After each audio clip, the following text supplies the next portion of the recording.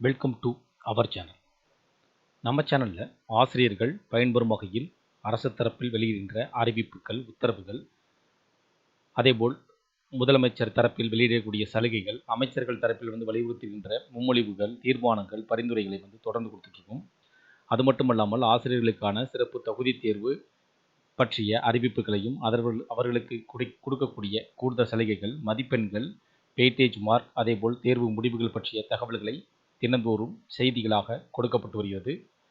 அதன் அடிப்படையில் இன்றைய தினம் STET ஸ்பெஷல் டெட் எழுதிய ஆசிரியர்கள் அனைவருக்கும் சற்று முன் வெளியான 9 முக்கிய தகவல் தான் இந்த பதிவில் பார்க்க போகிறோம். 5 ஆண்டுகளுக்கு மேல் சேவை மீதம் உள்ள பணி ஆசிரியர்கள் நீதிமன்றம் அளித்த காலத்திற்குள் டெட் தேர்ச்சி பெற வேண்டும். இல்லையெனில் பணியில் தொடர முடியாது. 5 ஆண்டுகளுக்கும் குறைவாக சேவை மீதமுள்ளவர்களுக்கு மட்டும் கட்டுரை 142 கீழ் ஓய்வு வரை தொடர வரையறுக்கப்பட்ட சமநீதி பாதுகாப்பு வழங்கப்பட்டது. பதவி உயர்வுக்கு டெட் அவசியம். டெட்டின் சட்ட அடித்தளம் RTE சட்டம் 2009 பிரிவு 23 ஆகும். அதன் கீழ் NCTE 11/2/2011 அன்று வழிகாட்டுதல்களை வெளியிட்டு ஆசிரியர்கள் நியமனத்திற்கான அத்தியாவசிய குறைந்தபட்ச தகுதியில் டெட்டை சேர்த்தது. தேர்ச்சி தரம் 60%. இடஒதுக்கீட்டிற்கு கொள்கைக்கு ஏற்ப SC, ST, OBC மாற்றுத்திறனாளிகளுக்கு சலுகை வழங்கலாம். பொதுப்பிரிவிற்கு அதே தளர்வு கட்டாயம் என அறிவிப்பு இல்லை.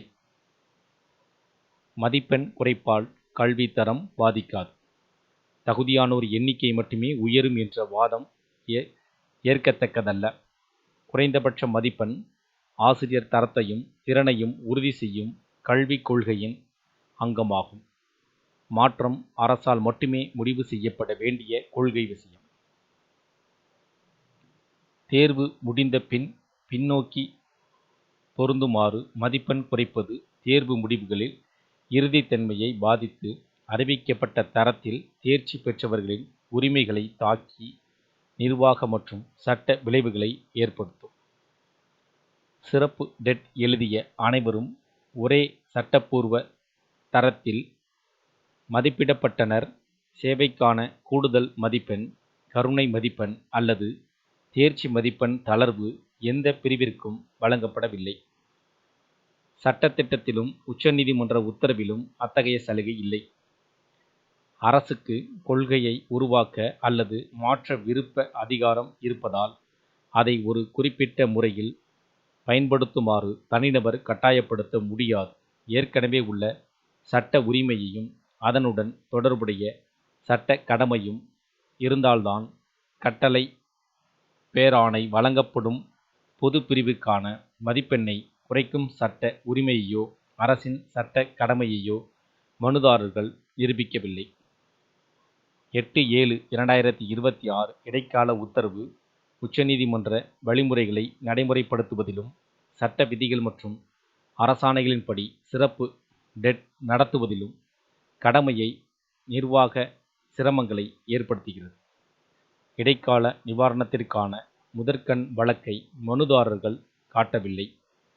வசதிகளின் சமநிலை எதிர் மனுதாரர்களுக்கு சாதகமாக உள்ளது. உத்தரவு நீக்கப்பட்டால் மனுதாரர்களுக்கு ஈடு செய்ய முடியாத பாதிப்பு ஏற்படாது.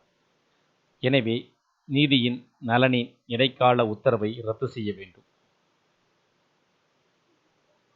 அரசானது டெட் தேர்வு முடிவுகளை வெளியிட உள்ள தடையை நீக்க மேற்காண் பல முக்கிய காரணிகளை சுட்டிக்காட்டி புதிய சலுகைகள் வழங்காமல் ஏற்கனவே உள்ள டெட் தேர்வு நடைமுறைகளை தொடரவே விரும்புகிறது என இந்த மனு மூலம் அறிய முடிகிறது.